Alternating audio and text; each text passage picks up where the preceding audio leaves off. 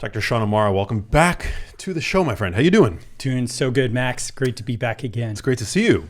So this is the sequel to the first episode that we did, which was a deep dive into the many causes and potential consequences of intra-abdominal fat, visceral adiposity. And you've come back with the results of a recent MRI that I had. Yeah.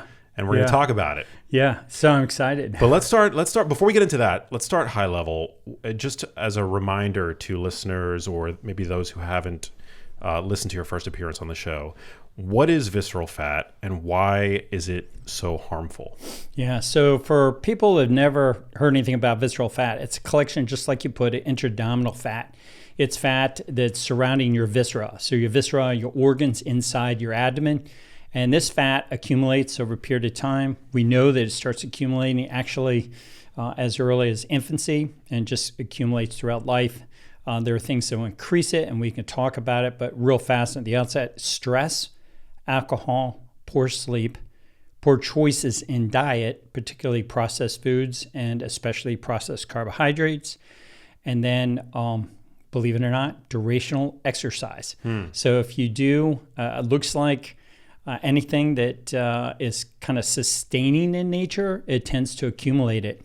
Why visceral fat is so bad is it's unlike other fats in a metabolic way. So other fat depots, like where fat is stored in the body, are different than visceral fat. So believe it or not, there's a type of fat in your body that you store called superficial subcutaneous fat that is very beneficial to you. So what they don't tell you is the type of fat you want and the type of fat you don't want to have. And so when you lose weight, Max, the problem with losing weight is you don't have clarity or fidelity on what you're actually losing. Are you losing deadly disease, deadly inflammatory fat, or are you losing water? Are you losing muscle? Maybe superficial subcutaneous fat, something really beneficial. So the MRI gives you an advantage because it gives you analysis of what you're actually losing. So why is visceral fat so bad? Well, wait, I get that visceral. I mean, I have a fundamental or I should say base level understanding of why visceral fat is bad, but why you've said that subcutaneous fat is good. Yeah. So how is that? I mean, if you're carrying subcutaneous fat in your arms and your legs, like how is that a good thing? Yeah. So fat is a source of energy for you, but this type of fat, superficial subcutaneous fat, doesn't secrete the inflammatory molecules that visceral fat does, like the interleukins, IL-1, interleukin-6, tumor necrosis factor alpha, resistant, and other cytokines, these inflammatory molecules that get released, and believe it or not, every second they're just secreting this inflammatory, cytokines. It's a storm, and so the visceral fat is bad. The superficial subcutaneous fat doesn't secrete those. It might a tiny bit, but not in terms of the amount the visceral fat does. So metabolically, it's very different. So you really want the superficial subcutaneous for that because one other very advantageous thing it secretes called adiponectin, adiponectin. And I'll just speak to your audience. This is why you tune into the Genius Life, to come and learn about what you're not going to learn anywhere else. So the internet allows SMEs, subject matter experts, that have awareness and knowledge about really critical things about health to have a format to be able to come in and talk about it. And that's why I love the show. I love coming back and talking to you, educating people about the beneficial fat, the dangerous fat that you have in your body. So superficial subcu fat releases adiponectin. It protects you against heart attacks, strokes, cancer, neurodegenerative conditions, fatty liver disease, diabetes, and believe it or not, even obesity. So it's the type of fat that prevents you from getting fat to obese. So you want a thin layer of superficial subcutaneous fat. And let me speak to the ladies in the audience. You want a pretty face, and you don't want to be 80 years old and have a skull with a layer of skin on it. And that's where you're heading. And so to keep you from getting there, You want to have a layer of beautiful superficial subcutaneous fat that's on your face and on your entire body, and in particular your abdomen. So we see people preserve the appearance of their face if they get this layer of fat. And a lot of women are buying into, what's being promoted out there marketing, which is 6-pack abs. And so they go and get liposuction. This is very interesting. Just this year, my followers are writing me and telling me what a mistake they made when they got liposuction. And they suck out that superficial subcutaneous fat, and it made their faces unattractive. Nobody warned about it. Like, the lawyers don't write, like they tell you about everything. You might get an infection, this might kill you, all these kind of complications. They don't tell you this may make your face less attractive. So I'll tell you, go after them. Get in a lawyer. Go after those doctors that are doing this procedure. It absolutely does. And it's through the mechanism of adiponectin, makes your face less attractive. And think about during the Renaissance period, Max, where we had the masters of art painting women and sculpting women. They were a little bit cherubic because they had an abundance of the superficial subcutaneous fat. Now, back during the day in the Renaissance period, they didn't have as much processed foods. Women were more healthy. They had an abundance of this beautiful female fat that would store on their hips, makes them very attractive. And today we're losing that, and we seem to want to get to a point where we're shredding ourselves, have 6-pack abs. Males are still attracted to the fertile female 40 kind of look, the big hips. That's still attractive.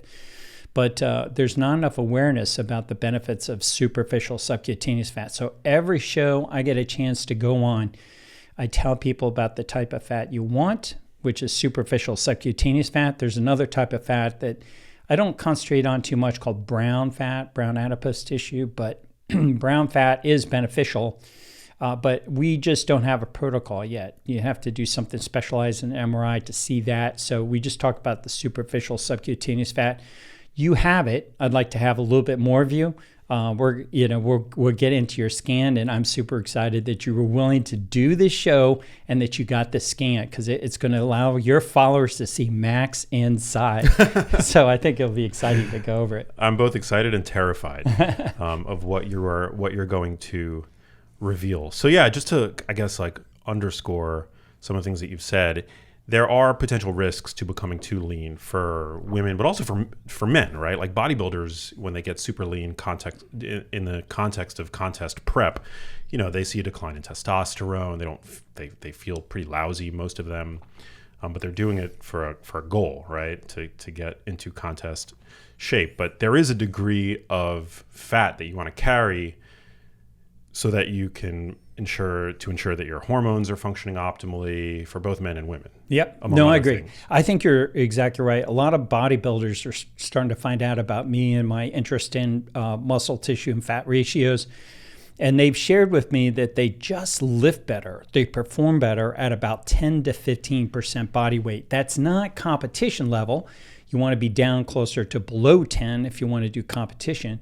But they just lift better. They've noticed when they have that layer of sub-Q fat, superficial sub-Q fat, that they just have more energy, and you can tap into it better. So when you want to go out and hunt, you want to be involved in a fight, you want to be involved in any kind of an important function in life, you want that extra layer of fat that's available to you. And you don't want to have zero reserves where you have you're just shredded and you can see striated muscle.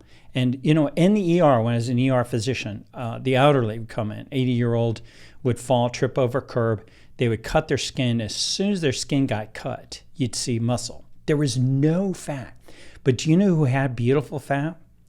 Babies and toddlers, children. As soon as you cut their arms or their legs or something, there'd be this beautiful fat that they have. And that's what you want, this superficial subcutaneous fat. And then as we lose our health, we lose our beneficial fat, and it gets replaced. Our depots literally are being replaced. They're swapping our beautiful superficial subcutaneous fat with this deadly fat, visceral fat, and then fat within our muscles called myosteatosis, and then fat around the heart. So we'll be able to see all three of those And there's a fourth one that's very bad called deep subcutaneous fat. So believe it or not, subcutaneous fat is made up of two kinds. And they're so different. There's a membrane that separates us. It's remarkable. It's not even taught to us in medical school. So I only learned this as a researcher. But there's a membrane that separates this subcutaneous fat from the good kind from the bad kind. So another way of kind of summing up what I talk about is good fat and bad fat. Not all fat is the same. You talk to doctors. If you walked into a doctor and you said, Max, tell me about good fat and tell me about bad fat, they probably think you're talking about diet. So no, I want you to talk about it in the body like mine. And that will be a very short conversation. But if you are a regular follower to the Genius Life, you come here and you see me talk about it, then you get these kind of insights about what is good fat and what is bad fat. And yeah, the MRI is kind of an expensive modality, but it's if I have anything to do with it, I'm going to get the prices down, and it would be much more commonplace. And lots of people are getting MRIs for a variety of different reasons, and you can go back and analyze your MRIs or analyze even a CT scan and see these fats that will not be read by your doctor. But if you're aware, you follow my videos, I cover this kind of content, and you'll be able to look at your own CT scan and diagnose good fat from bad fat.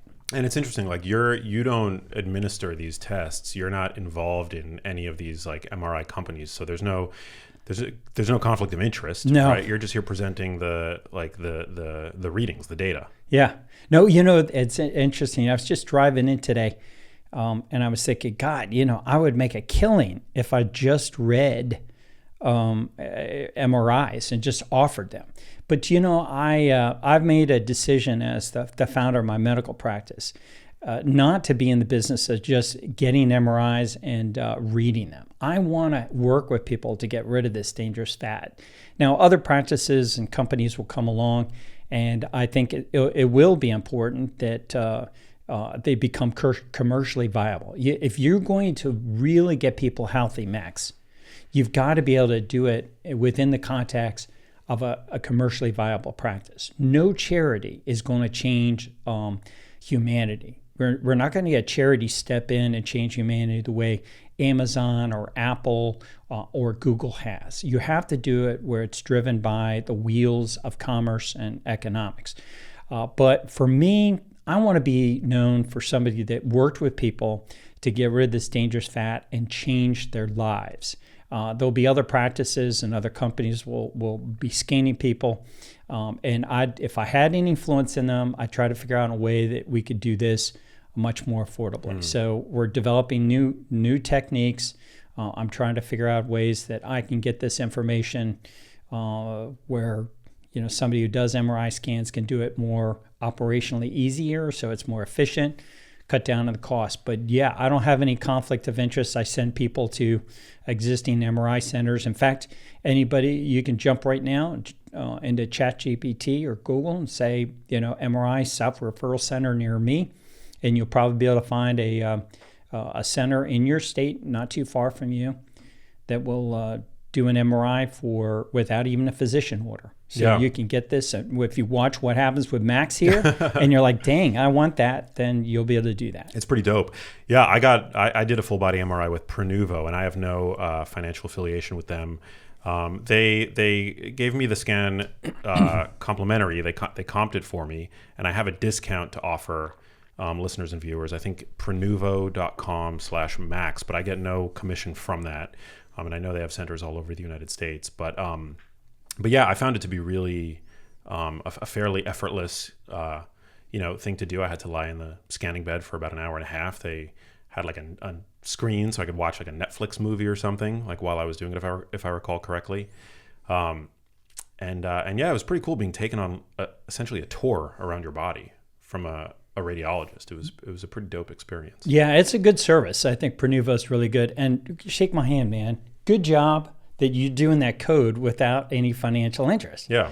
I mean, if you're listening to Genius Life or you're brand new here, how many influencers do a promotion code without any financial interest? I mean, it's exceptional. I do it myself. But Max is awesome. He's willing to do that. So it's a And there's, dope thing that he's doing that. It's great. There are other companies, now that have become available to consumers, but super cool. Glad I did it, and I'm excited to get into the results. So just to be clear before we proceed, so there's, to make it really simple for people, there's quote unquote good fat, bad fat. Within the bucket of good fat, you've got your subcutaneous fat, you've got your brown fat, brown adipose tissue, and then in the bucket of bad fat, you've got your visceral intra-abdominal fat, and then you've got this intramuscular fat. Right. Yeah. And also ectopic fat as well, like in your organs, actually. There are other organs that, when your professional fat storage sites become overfilled, then you'll start to accumulate fat in the liver, in your pancreas, and that's where real problems start to happen, right? It does. So the interesting thing is when you accumulate visceral fat, you proportionally accumulate fat in your muscle, and accumulate fat around your heart, you accumulate fat in your deep subcutaneous space, and you start to shrink your superficial subcutaneous fat. So I call them the 4 deadly horsemen: heart fat, ectopic fat, muscle fat, visceral fat, and then deep subcutaneous fat. And those 4 horsemen are the same size in the saddle. They all have basically the same size to them. And I like to use an analogy that they have guns. Their only harm, Max, is from the guns. They shoot these bullets, but these bullets are so tiny that you don't know. So as the bullets come from the fat that's secreting these inflammatory molecules, but you can't feel the fact that you're being shot. So what does that mean? If you end up having a surgery and they open you up and dump a bunch of visceral fat into you, you will not feel the gunshots from that fat, and you will look the same until the influence of that gunfire over a period of time. So I'm an emergency medicine doctor. I have lots of training, took care of lots of gunshot victims. Some made it, many of them didn't. And they knew when they got shot. But these bullets are so small, these molecules, that you just can't pick up on it. So what happens, the way you can detect it is if you look at your photographs. Over the years, your appearance will worsen typically.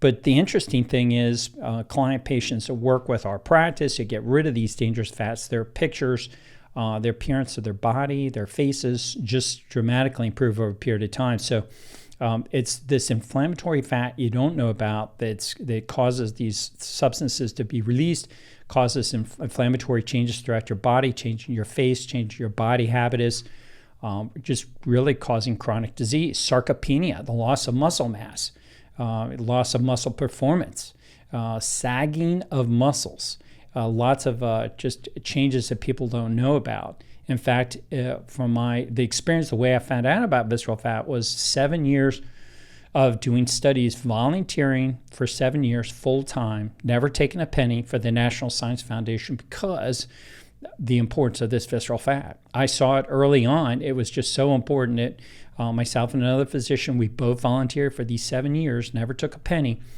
full time, 4 a.m. to 7 p.m. a lot. And then I worked part time to support my family. I worked part time in urgent care to support my 5 kids. And so that was a real sacrifice, but I loved every minute, everything I learned about it. And now I take that knowledge and I use it to help people that want to become aware of this type of inflammatory fat inside their body, and then get rid of it. Are there any biomarkers that might, short of doing a full body MRI like this, are there any biomarkers that might be associated with excess visceral fat? Yeah, so we see laboratory changes downstream. They happen. So laboratory studies evaluate homocysteine, C-reactive protein, some of the other markers of inflammation and disease that we see are dynamic, and they change, but they're so dynamic that they can also perturb, they can get bumped up, for a variety of different reasons. So I rarely do blood work anymore. I used to be this very high-end concierge medicine physician. I formerly took care of President Clinton, Vice President Cheney, Secretary of State Colin Powell, Secretary of State Condoleezza Rice. So lots of senior executive service when I was active duty military. I just retired as a full bird colonel. But when I was on active duty, I took care of them, and I set up a concierge medical practice where I took care of a bunch of wealthy people. And there we did lots of blood work. But it didn't really help. Nobody really changed their life from blood studies. I mean, if you think about it, if you're listening today to this show, how many people have had a blood study and said, well, God, when I found out about this marker, my whole life changed. Then I got better looking, I got better performing. It just doesn't really happen. But when we show them this fat around their heart and fat in their muscle, fat in their abdomen, and we have them concentrate on that, well, then their whole lives change. And I've had, people literally, go on a tirade where they get so upset when they see this fat inside them, they're dropping the F-bomb in my practice.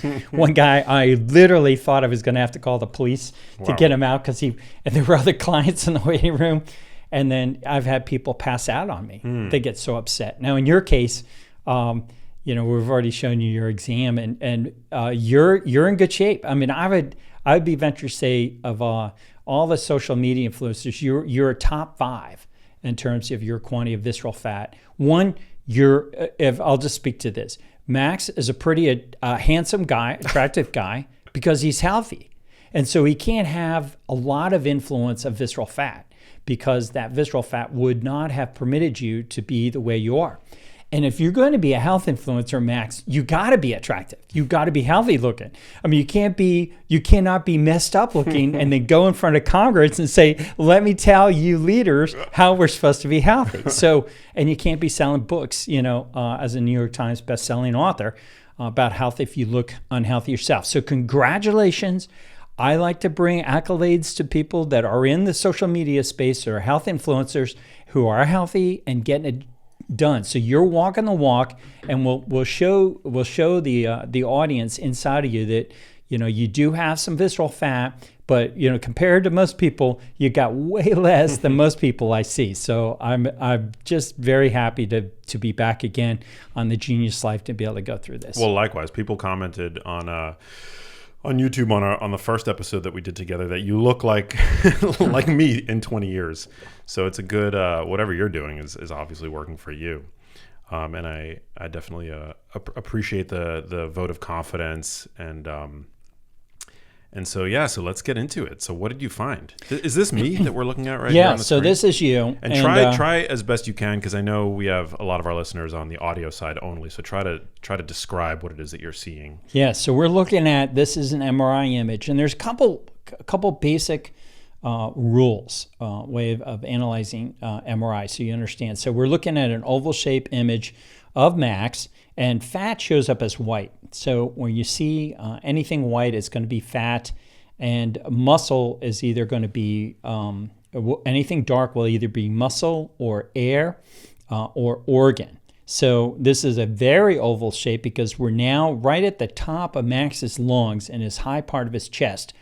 And these two little round circles are actually fat inside of the humeral heads of Max. So fat shows up as white, and so this is bone marrow inside of you. What are the humeral heads? Humeral heads. So the top of your bones in your arms are called your humerus. So these are the arm bones, and these are the round ball part of it. It's filled with that bone marrow, and so it gives people an idea. This is the shoulder, and Max is laying on his back. So these are his back muscles, and these two oblong dark areas are his lungs. So air shows up as dark.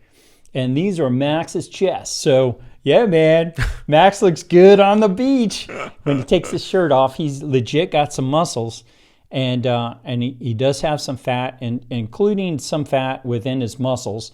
But bringing this awareness to Max will help him to focus in on that. And by the time we do a second show here, and hopefully Max rescans, he's going to look better, and we'll be able to change that. So we're starting up high. This is his chest, his top of his lungs.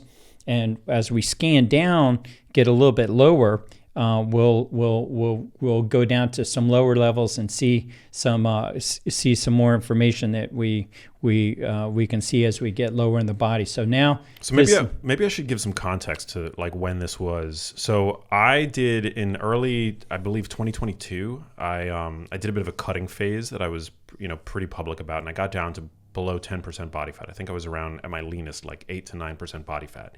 This MRI was done in summer of 2023. And so at that point I was doing a little bit of like a bulking phase. Okay. Where I kind of like, was just be a little bit more liberal with like calorie intake with the intent of putting on more muscle after having done for 6 to 8 months or whatever it was, a cutting phase. So I was not in my leanest for this, but nonetheless, like how does this compare to others that you might have seen? I believe if I had to guess, my body fat at this point was around 15% or something like that. Is that that consistent? So this is your subcutaneous fat over your pecs. So these pecs are very developed. I rarely see guys with pecs this big. So your pectoralis majors, your muscles of your chest, are prodigious. They're hypertrophied. They're impressive. They're large and impressive. This is your right lung, your left lung. These are your back muscles that you're laying on. You do have some muscle fat, not a huge amount, but these back muscles, they're called the erectae spinae muscles. They keep your spine erect. And the inflammatory white streaks that we see in there are evidence of infiltration. So that's fat being deposited within your muscles. Your pecs, interestingly, are very clean. So you can see mostly dark, a little bit of fat in there, but they tend to be less inclined to get infiltration of this myosteatosis than we see in other areas. So these are your arms. This is your vertebra body, one of your bones of your back. This is your aorta, and this structure right here in the center is your heart. So, not a whole lot that we can glean from there other than Max, again, looked really good, and he would look good on the beach without his shirt on. So. Wait, so can I ask you a question? Yeah. Does fatty infiltrate in the muscle, can that be caused by local muscle disuse? And the reason why I'm asking that is because, I have chronic low back pain, and when I was on the Joe Rogan Experience recently, afterwards, we were talking a little bit about back pain, and after we recorded, we went to his gym next door, and he commented that it looked like my spinal erector muscles had been a little bit atrophied, which is probably a result of me, because of my back pain, I have to, I don't deadlift, I don't squat, I try to avoid, back extension exercise and things like that because it causes me pain. So could the fat that you see in the spinal erector muscles be a consequence of, the fact that I don't use my back muscles as much as so it's else? probably, Max, contributory, but it's probably multifactorial, meaning lots of factors involved. I would say, as a researcher looking at this, it would have more to do with stress and diet and maybe poor sleep than a lack of use. So, for instance, I would be willing to bet if we tied off your right arm, that we would probably see, and had you never used that right arm, we'd probably see an equal amount of myosteatosis in that arm or your leg or some other muscle based on the other lifestyle factors would cause that myosteatosis, and it probably wouldn't be substantially worse. However, clearly, if you use those muscles, it can help abate it. But typically, so in sprinters, and believe it or not, when you sprint, you're using all your muscles, we see lower levels of fatty infiltration. So clearly, exercise and the type of exercise you do matter. So what do I mean by that? Well, if you're doing a lower intensity exercise, like cycling, jogging, or rowing, just kind of getting it done for a couple hours, you're going to have a higher level of myosteatosis than if you blast out sprints, as fast as you can, 15 to 15 seconds, 6 to 10 of those a day, you're going to have lower levels of myosteatosis. So it's a very interesting question, but I would say the big players are especially processed carbs, stress, alcohol, and poor sleep are the big contributors and then durational exercise definitely has a role. But stress is a killer. Stress is something that is just not appreciated by most people. All right, now we're going down a little bit lower, and we can see your heart. Now it's coming in a better view. And for people that are just audio and not seeing this, what we're looking at in the center of Max's chest is his heart, and this structure here is his heart, and you can see this layer of fat. The young, healthy Max has already developed around his heart. So it's inflammatory fat that's starting to encase your heart. And this is your aorta, the largest artery of your body. And we see a proportional amount, and that's pretty consistent for the relatively, small amount of fat that you have. You don't want any of it, by the way, and I always choose my words carefully. Like, I don't want to say low or any kind of a term that would suggest that you're better than average. What you really want is none of it. Okay, so this fat around your heart and fat around your aorta, the fat around your aorta is a big deal because as this aorta descends into your abdomen, it's really enveloped in this fat, and the fat invades the walls of that aorta and start to damage it, and you get what's called an aneurysm. So that aorta weakens. And if it's the largest artery in your body and it's weakening and stretching out, we see people, it's called the dreaded AAA, we call it in emergency medicine, abdominal aortic aneurysm. Now, my dad had that recently, but he's a smoker, which I understand is a risk factor. Contributory? Yeah. Your dad, has he had surgery to correct it? Yeah, he had to have it stented. Yeah, so damn. So what I would recommend is your father needs, he should just Google, and if anybody else has abdominal aortic aneurysm, visceral fat, or visceral adipose tissue, which is the common, you'll see all these studies that show the direct contribution of visceral fat to a AAA, abdominal aortic aneurysm. And they never tell you about this. Now, your poor father, he was probably diagnosed with that, years before he knew he had it. And eventually, here's what they did. Say, this thing is so big, we've got to go in and try to do this life-threatening surgery right now because otherwise you're going to die. Well, they should have told him, years ago, but if you cut out, get rid of your visceral fat, you change your lifestyle, you can stop that from growing. But they don't know. These poor doctors do not know. They're not taught in medical school visceral fat. The studies are there. They've been out there for decades. Well, so the question is then how much is this fat distribution that you see on me genetically predetermined? Well, there certainly is contributions to genetics, but it's way more determinative based on lifestyle. So through epigenetics, which we're learning about, when I went to medical school, the newest area of medicine was genetic medicine. The second newest was emergency medicine, which I went into. But now there's epigenetics, which are these signals that turn on and suppress triggers for genes.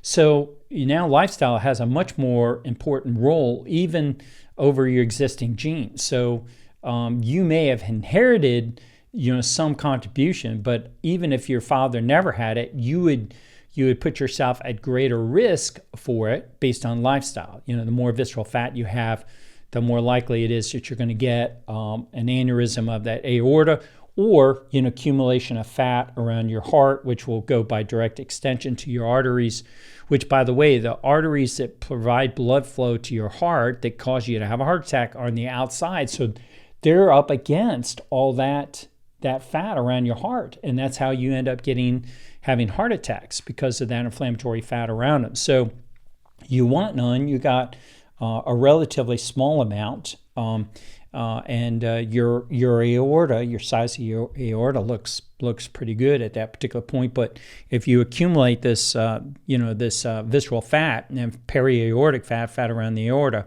it's going to get worse. So when we scan down a little bit lower and into the area, you can see that fat has gotten a little thicker now around your heart. So the amount of fat that you have means it's more likely secreting more molecules, and it's the exposure to those molecules, not necessarily the amount, but exposure over time that increases your risk for atherosclerotic cardiovascular disease, so your incidence of heart attacks, and atherosclerotic cardiovascular disease also extends to strokes.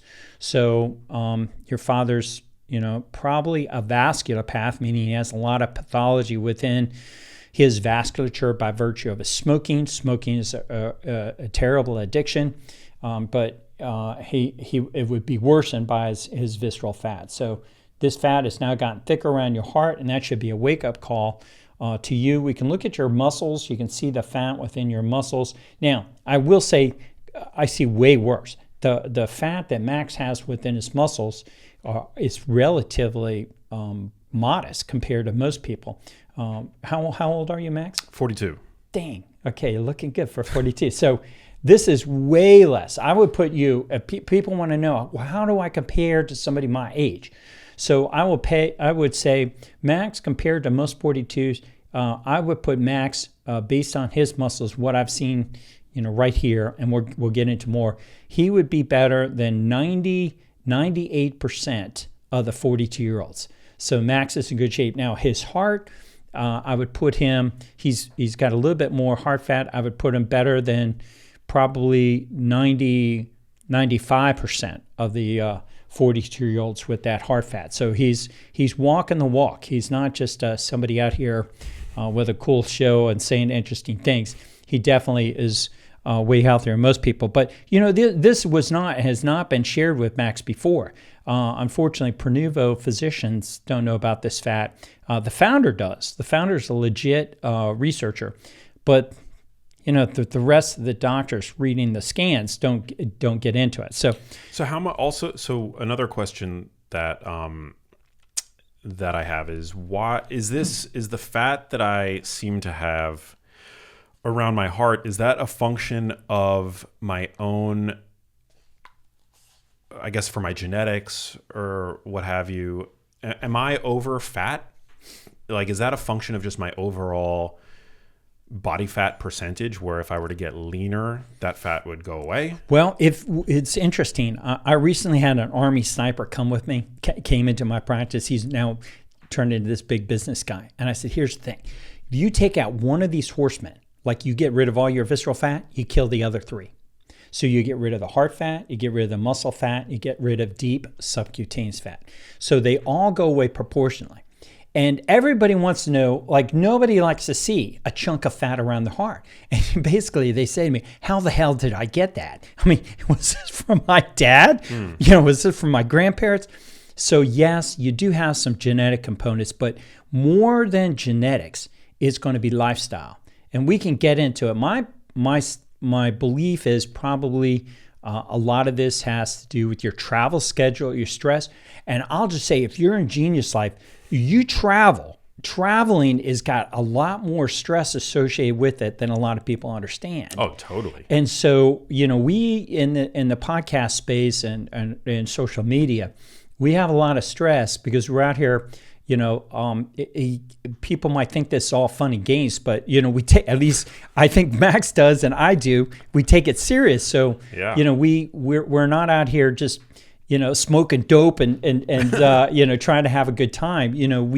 We're producing good content. So I think the stress and the challenge of our lifestyles, going around production, producing, and trying to get content out, and everything we got to do contributes to this. Is there a degree of it that's inevitable? I mean, nobody likes seeing their first gray hair, but I mean, there's like there's a degree that's like, okay, it's not the best thing to wake up and find on yourself, but like, Well, I guess the other way to phrase it is like, can you get to zero fat? I mean, do you have to have it? And you can actually get, and the way I'd put that is, can you get to zero fat around your heart? So you cannot get to zero fat in your body. You need fat. But you can absolutely get to zero disease fat and then have an optimized amount of superficial subcu fat. So if we're, like, this very interesting to me. I'm a retired full bird colonel. I think in a very military way. And I love having conversations with military leaders and say, if I had a pot of money, I would be researching how to create super soldiers. And here's what they'd look like. They'd have massive muscles without fat in them. They wouldn't have fat around their heart. They wouldn't have deep subcutaneous fat, and they wouldn't have any myosteatosis. So that's what we'd want to get to. Are we there yet? No. It would be interesting to be able to, and this is what I want to do, go on more shows and show social media influencers like yourself. Thomas DeLauer recently was on his show. We'll be showing his video, and I hope to get another. And if you're out there right now, you're in the genius life, send my contacts to another social media influencer, and we'll take a look at what they look like on the inside. But yeah, you want to have none. You want to get that down to none. There's no tolerable. This is disease. You know, recently I'm going around saying that, look, nothing kills more people and impairs quality of life, but literally nothing kills more people than this fat around your heart and fat in your abdomen. It's worse than cancer. Cancer kills people. I think it's currently the maybe third leading cause of death, and there's some dynamic nature to it. But if you looked at this disease process and you aggregated how many people actually were dying from this and visceral fat, it kills way more people. So this is a bigger problem. The remarkable thing is, Max, it's not red. I mean, you yourself had this scan done at Pronuvo, and they never told you about this heart fat. They never told you about the visceral fat that we're going to get into, and they never told you about this muscle fat because it's sadly not kept from medical school. And look, dude, you went to Congress. You talked to those people, and we need you to go back there and say, what the hell? Why isn't this kind of fat? Why is the curriculum in medical school taught to doctors and residency programs where it just propagates a system of treating disease? Why don't we make this collection of professionals more effective at preventing disease? What is it going to take from our lawmakers' perspective on a national policy to start reversing disease? And I think a first chance for this maybe happening is with that badass RFK. I mean, this guy, he's a bad boy. He's a troublemaker. I mean, there's some people legitimately upset that RFK and then freaking him hooking up with Donald Trump. Yeah, there's some people really scared. Yeah. But I think there's a chance to get to him and maybe influence on a national level policy at the FDA. And he put that smart, Stanford professor from Stanford University. First name is Jay. Yeah, exactly. Yeah. In there to head up the FDA. And so I think there's a real opportunity, and I hope you go back and go after them to influence our lawmakers and our national policy to give people an awareness of what they have to do and start training physicians to start talking about this fat instead of the fat that they like to talk about. What they're trained about is cholesterol, because nobody changes their life when they start optimizing their cholesterol. Nobody reports disease flees their body. And Dr. Asim Malhotra, he's very passionate about the largest study ever looking at people that had heart attacks and get started on statins, that it really only extends their life about 4 days and 5 years. I mean, really is. I mean, if we train all our doctors, and the number one killer, the only progress we're making in reducing mortality is 4 days and 5 years. Is because this is being ignored. So you think this is actually more valuable, more predictive of future cardiovascular or present cardiovascular risk than biomarkers like LDL? No doubt. I would, with all my fortune, everything that's valued to me, I would put at risk that there's no comparison based on 13 years of working with people who get rid of that and get rid of fat within their muscle and fat within their abdomen, how much they improve their lives. I mean, it's just shocking. Yeah. So what are the causes then of fat storage around the heart muscle?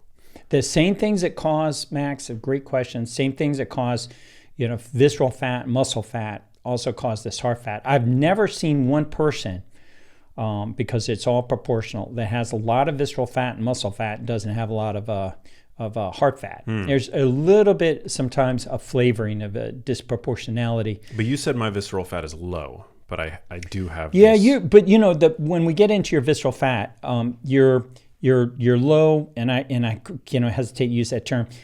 You have a modest amount of visceral fat compared to other people, but proportionally, the exact same amount. I mean, when we get to your visceral fat, this is exactly what I would predict, that layer of fat around your heart. Got it. And so it is.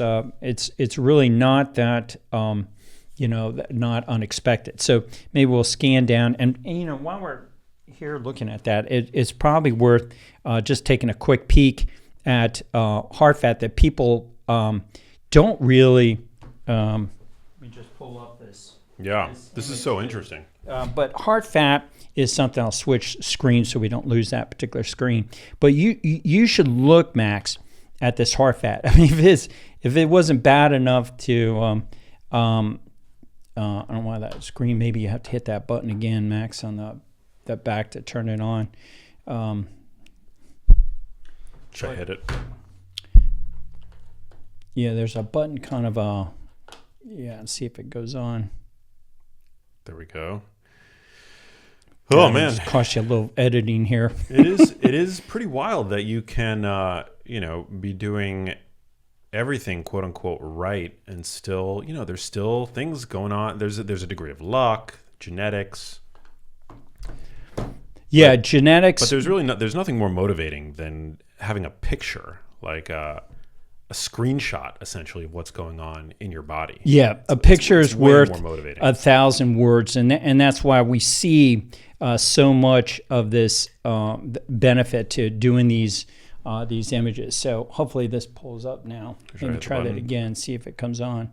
Okay, good. So there we go. This is a heart, Max, and what you should, and Genius Life audience, understand, those arteries that you have a heart attack, they're not in the muscle, they're on the outside.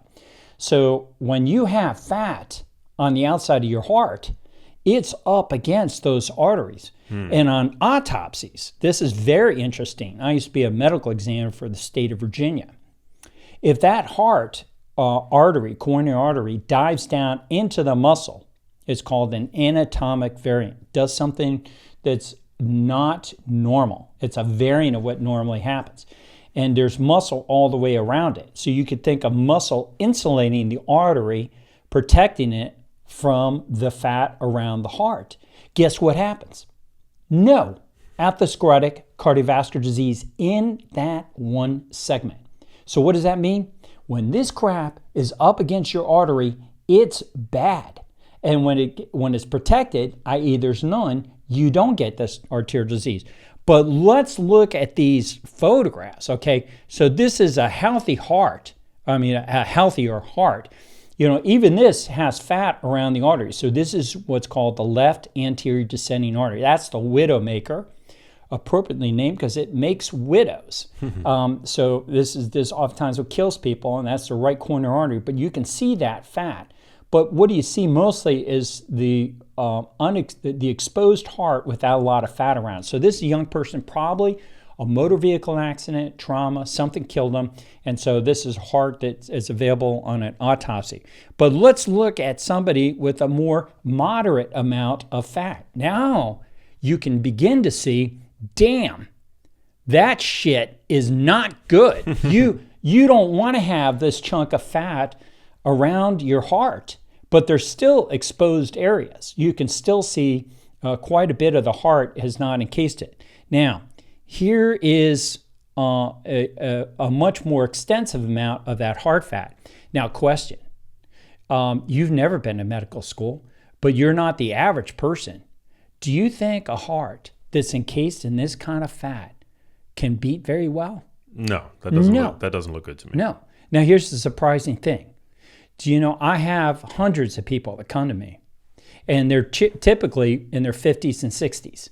Guess of all these three, what most people look like? I'm going to guess C. Yeah. Especially today. Yeah. Where a population that's 42% obese. Yeah. So this is why these people come to me, and they're completely shocked when I give them an MRI and I show them this thick area of fat encasing their heart that's literally keeping them from their heart squeezing as much. So This is important to be able to show, and I show these images before I actually get into your heart. So we'll return this image and get back into your own level of heart, so you have an awareness now. Hopefully that pops up of what the importance of this fat. So your heart is pretty got a pretty thick area of fat around it. You can see it's quite thick now. This is the bottom of your heart.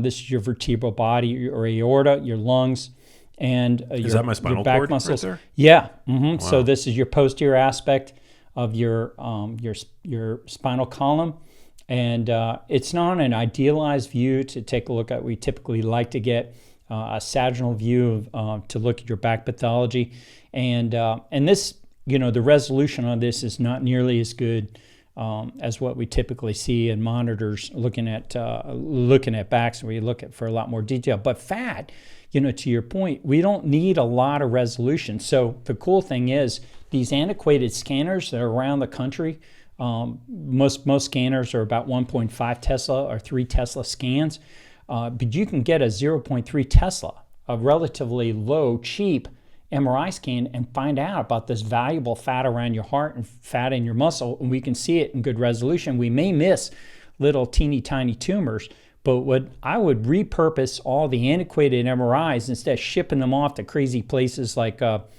Middle East and Guam and funny little countries that can't afford brand new machines. We could use them here in the United States just to do them for wellness scans, which would be a very innovative use of disease. So there's your stomach. We can see your spleen. We're going to scan down a little bit lower now and start seeing into your abdomen. Your right kidney, your left kidney, very distinct structures. Max's gallbladder. This is so cool. So this is Max inside, and this is Max's liver. Your back muscles, a little fatty infiltration, rectae spinae muscles. So as that continues, Max, this is why if you don't get rid of this, it will continue to deposit, and your spine will not be as erect anymore. I mean, you're going to be a bent over dude. But again, I see nice muscles. Your muscles are big. You have some fatty deposit within them, but it's a relatively modest amount. And then by the way, these are your core. So your iliopsoas muscles. So your core are important because we see the distance between the anterior aspect of your core and your abdominis rectus, your six-pack up here, is an important measurement. So the larger that displacement from the anterior aspect to the abdominis rectus, the more disease potential you have. Now yours, you see how oval shape you are? Mm-hmm. If Max, I'll just say to the audience, this oval shape on Max's abdomen here, he takes his shirt off, he ain't got a dad bod. He's got a nice oval shape abdomen. The dad bod happens because the accumulation of visceral fat displacing the abdomen more anterior, and they get this big bulge going on. And so Max is really quite oval for 42. His abdominal shape is really more consistent with somebody in their mid-20s. So he's very youthful, and I would say more healthy. Now all that white is visceral fat inside of him, and he wants none. So you have it, but from a quantitative standpoint, Max, you've got far less than I would put you better than 95 to 97% of 42-year-olds. So again, that's I'm nice to hear. just so damn proud of you. Thank you. Because you're an influencer and you're walking the walk. You're not just talking about it, but you're way better. Now, what will really happen is see, if we can get rid of all of that and make you even more, oval shape. And so speaking for what I do have, so what has caused whatever small accumulation I do have in my viscera and around my heart, what would you say is the cause of that, and what can be done to ameliorate the issue? Let's show you an example of a woman that has a very small, like this is for a female, this is the lowest amount of visceral fat I have ever seen in a female. So this is a very interesting MRI scan to be able to take a look at, and we can look at a male too that has a very low amount and compare it to yours. So this is the abdominal scan of a female. You can see she's almost all black. She has very little white in a very nice oval shape. Well, she's extremely lean. Very lean, very healthy. But look at her picture. I mean, she's another influencer. She's on Instagram, Caroline Laboucherie. She's got 700,000 followers, not as many as you do, but she's also 60 years old. Well, but I mean, she's so lean. Would you expect her to be having any kind of hormonal consequences as a result of being so lean? She's actually quite healthy. Carolyn, she has a good amount, still favorable superficial subcutaneous fat. So she has that layer of fat that's available to her for great thoughts, great question. So does she have too little fat? She doesn't. This is the fat you want. You don't want to have visceral fat. It's more accessible for hormonal production, superficial subcutaneous fat, than visceral fat. And so it's more beneficial also for energy, performance, and appearance. And, to your question, the reason she has so little visceral fat is because she's had very little of her lifetime. I found her by researching on the internet. She had this gorgeous thick hair. I'm like, God, look at that lady. She's got hair like Brooke Shields when I was a teenager, and I'm 61 years old. I'm like, this is, very attractive thick hair. Attractive face. She's got a pretty face, nice elegant arms, and she's nice beautiful. torso. How old would you say she is? She is 60 years old there. And that was her scan. And she got this scan, Max, because I called her up and I said, would you be willing to scan yourself for the sake of science? And she did. She was willing to do that. So she's a nice lady. And then, to kind of relate it back to your scan, I'll show you another male now to contrast your scan. To the healthiest abdominal scan I've seen is in this male who has a scan. Pull it up here and make it bigger. Right here. So this scan here shows, look how lean their muscles are, Max. So they got big muscles. You got big ones. His are bigger. But he has no fat in there because his visceral fat is that little bit right there and that little bit there. So remember how I talked about the measurement between your core and your abdominal six-pack? He has no measurement there. I mean, they're kissing. So when we go back to your scan, I'll show you. You've got a little distance. Those are his obliques. Badass, aren't they? I mean, he seems like a pretty jacked dude. Yeah. I mean, this is his, I'll show you his picture. He is a jacked dude, and he's a really nice guy. Oh, yeah, he's jacked. This is an Olympic sprinter named Matadi. Anybody wants to follow him, Matadi. And but I'll do a plug for him. He set up a charity because he came from Liberia. He's born there, came here when he's 9 years old. So he set up a charity to help out poor kids in Liberia, to help them understand the value of education and sports, to help get them out of poverty. So yeah, anybody who's wealthy, that's a legit business. I can put a plug in it. Help out his charity, Matadi, Matadi. So you think there's anything uniquely beneficial about sprint-like activities in terms of warding off or reducing visceral fat? I do. In fact, I've done a lot of, pulling a lot of studies and looking at it, and it's well known. Basically, the highest, this is interesting, the highest amount of lactate, there was a byproduct of exercise, is produced when you do one particular sport exercise more than anything else, sprinting. So nothing will raise lactate levels higher in a shorter period of time than sprinting. So basically, the other way to think about it is nothing does more work. So here's what we found out in our practice, trying to optimize people's health. The more hormetics you use, short blasts of very intense stressors, the more benefit you bring. But when you reduce the intensity or you do too much, which is precisely the problem with jogging and running, then you lose the benefit and it just becomes a stressor, and we see this visceral fat. So an example of that can be seen in this scan here, which we talked about our first show when we were together. This visceral fat was in a runner He ran 10 miles a day, 5 days a week.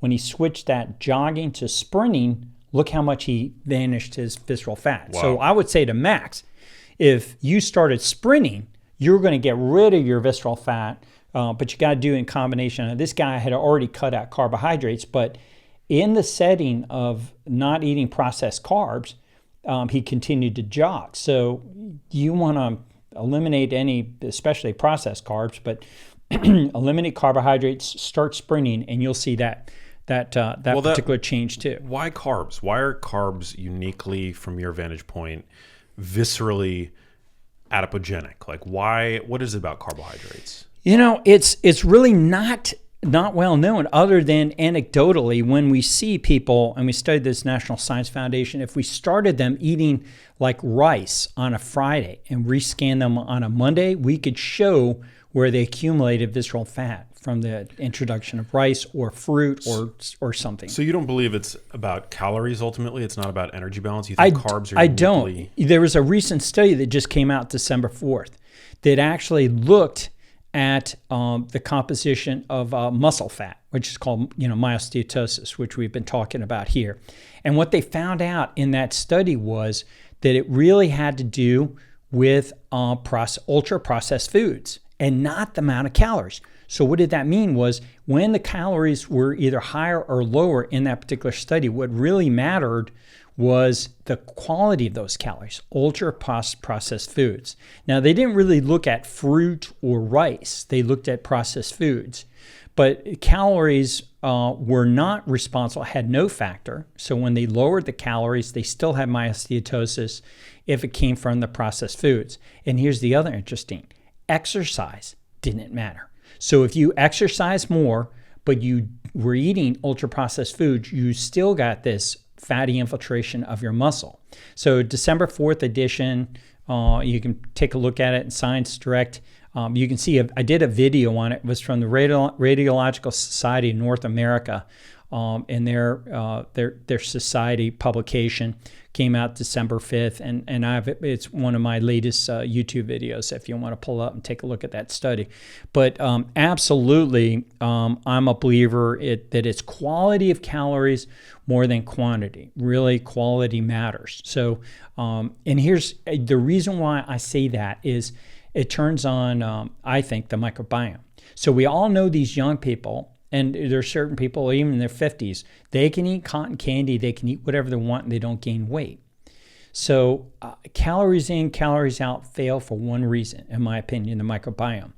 Because the microbiome, Max, dictates which calories go in. And so if you don't absorb those calories, but the microbiome, it really is establishing what is going in. It's not going to figure into your thermogenic equation of the amount of energy that you're taking in versus the amount of energy you're taking out.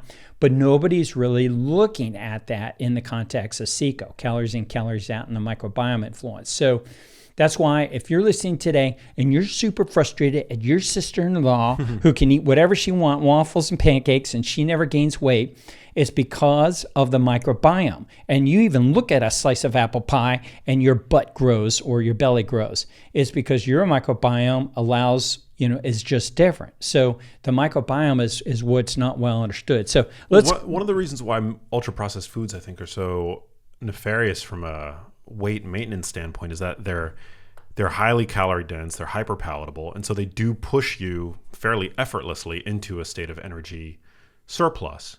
But what would you say is the mechanism then by which carbohydrates, independent of energy intake, drive this fat accumulation? So my best answer to that is the microbiome.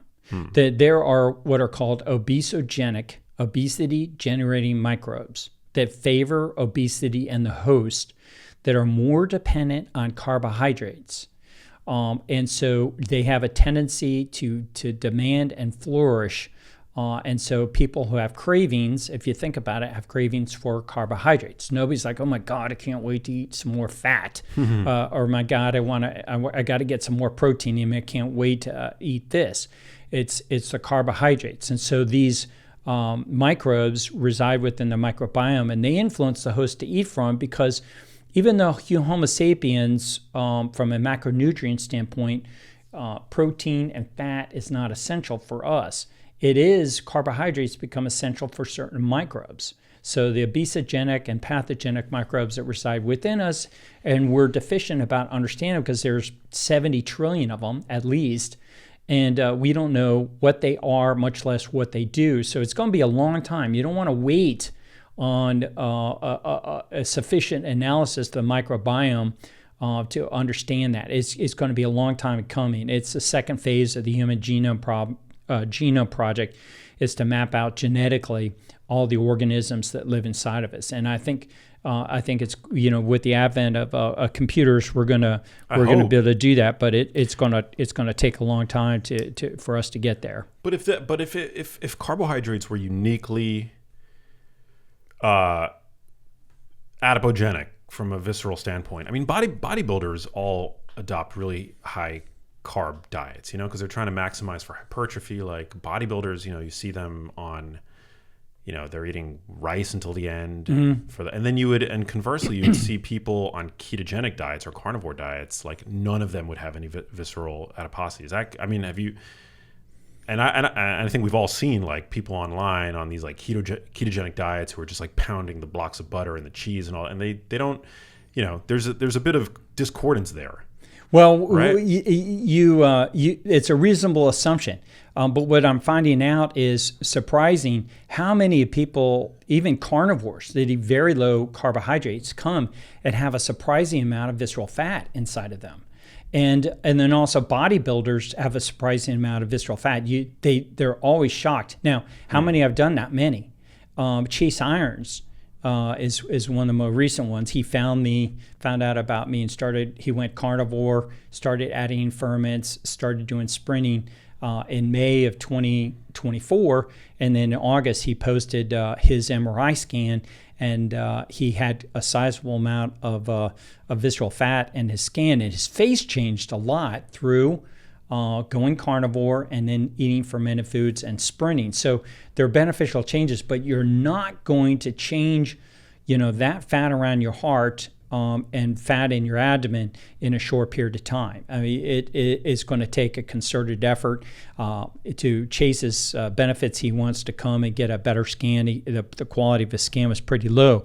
But in your case of your fat, as we scan down lower, you do have visceral fat, and that core, if you'd like to see it kissing there, is way better than most people. And there's that measurement that I talk about. We'll look at it. When you repeat this, Max, we're going to see if you get that down below 6.15 centimeters. I want to look more like the other guy. Yeah, man.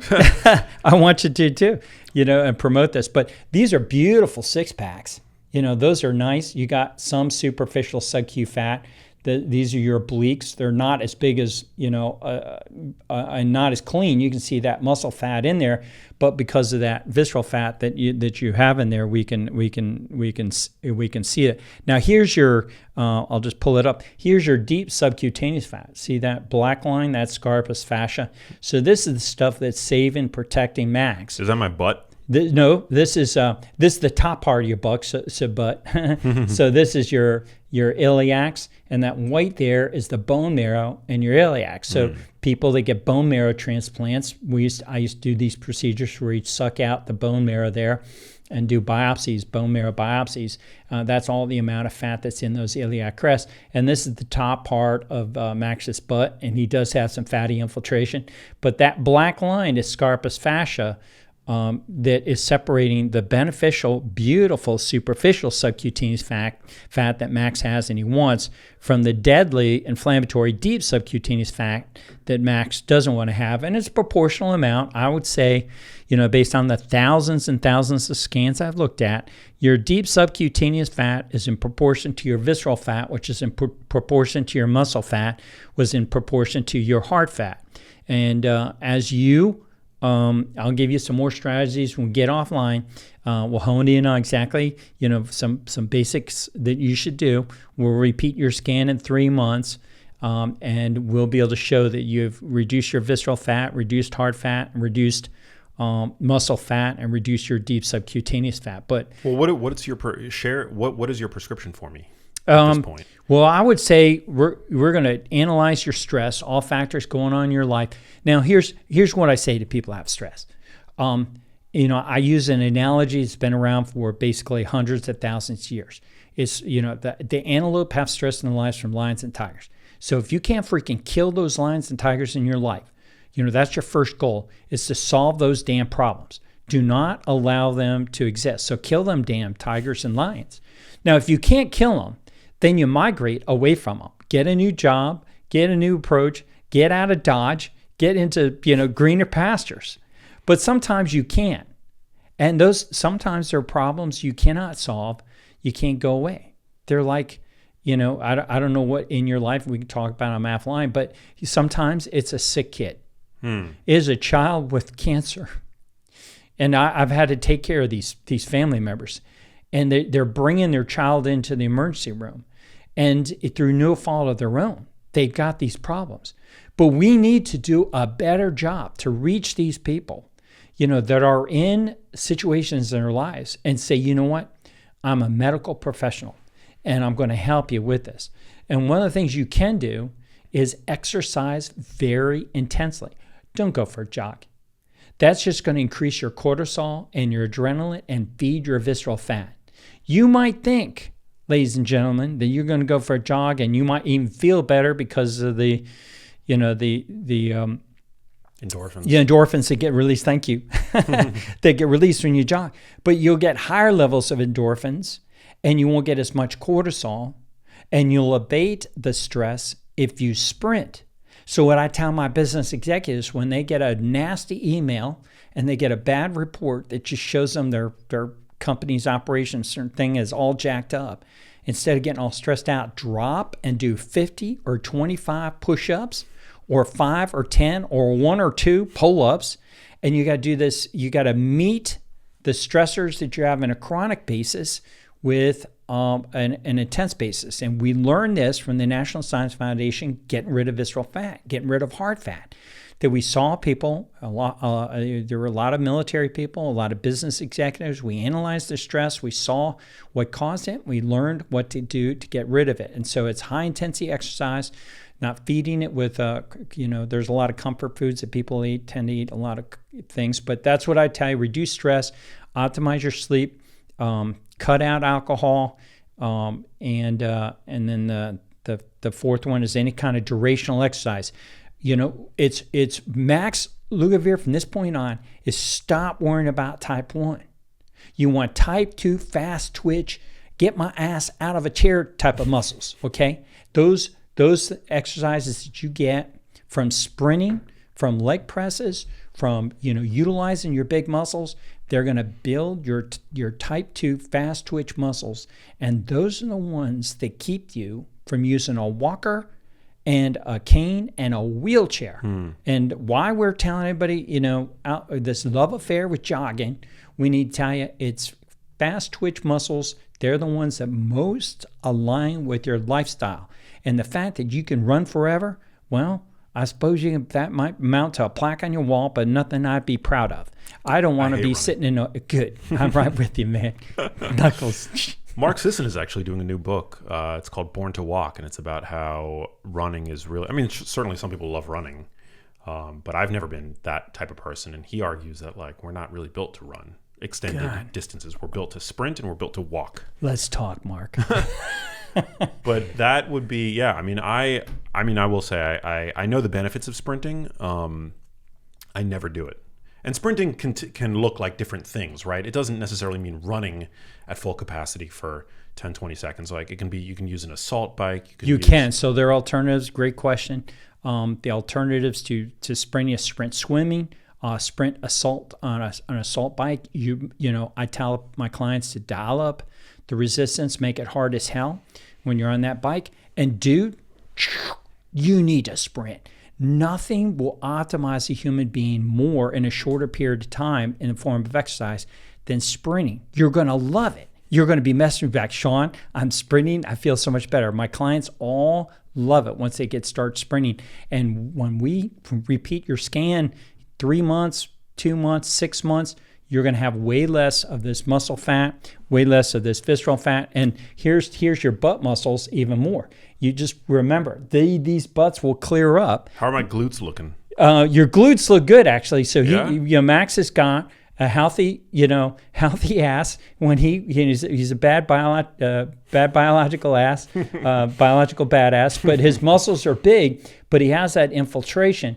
And this, what I tell clients, and they hate this, is see all that fat that you have in there, what you're heading towards is a grandpa ass. Well, I just wonder if it's due for me to relative disuse because I have like severe back issues. I've got to work around that. Yeah. So similar as I was alluding to earlier with my spinal erector muscles, like you know, I don't squat, I don't do deadlifts. I'm limited because I do have chronic, fairly severe like low back issues. All right, so you're a smart guy. What I would tell you, if people have bad backs, oftentimes can sprint.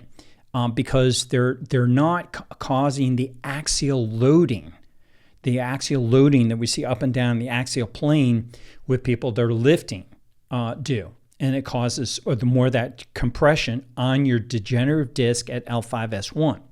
So when you sprint, it's shorter period of time, and you should be able to do that. So just watch, do some incorporation. I'll help you out, maybe. Get you started on some short sprints. Do it on a nice flat surface, and believe it or not, it's actually from an injury prevention standpoint more advisable to sprint uphill. So I have my older clients sprinting up a hill, in an inclined plane because one, they can't sprint as fast.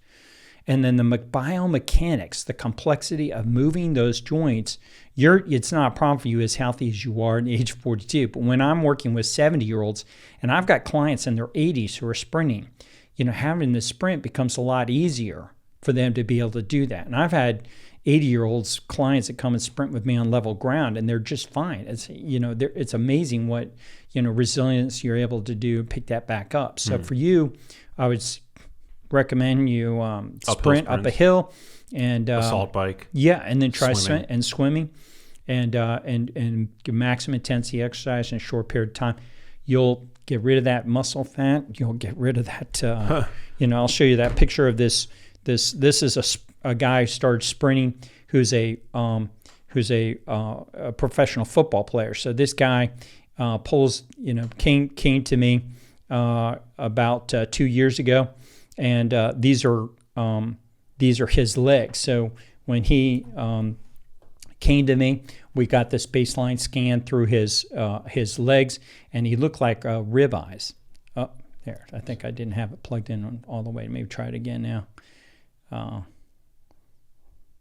Try it one more time. See if it. Let's see. Hold on. Hang tight.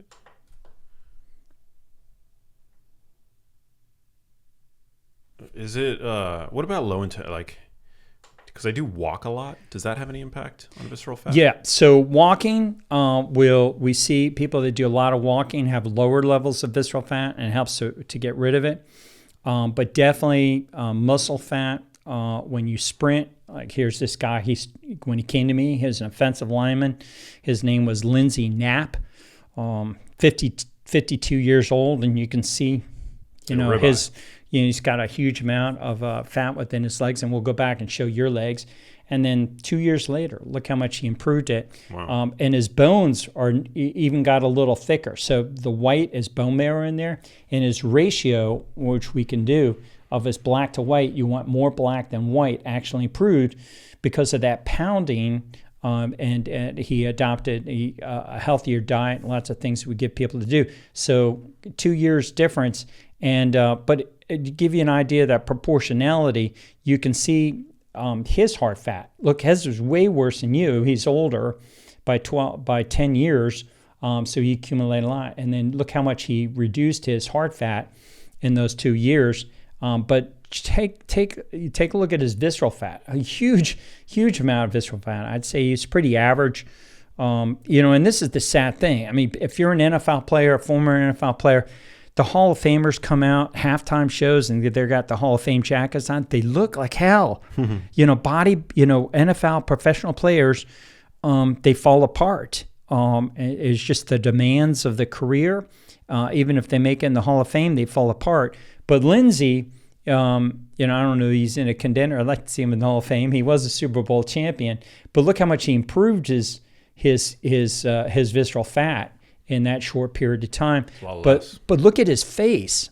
Check this out. Look at what happened to his face here, Max. So this was him, age 52 and age 54. He looks like he's now 20 years younger. So that inflammatory fat, just you wear it on your face. So it causes, you to age faster, to have more disease, and, your appearance. So you get rid of the modest amount of visceral fat you have, you're going to be way more of an influencer, especially when you get to Congress and all the things that, I have great aspirations for you to be able to help our country get healthier. Yeah, you definitely got to look the part. What a change. Okay, so sprinting, very valuable. Reducing stress, valuable. Reducing refined carbohydrate intake, ultra-processed food intake, very valuable. Well, how about alcohol? And do you... No, I don't drink. You don't? Okay. No, I mean, I drink.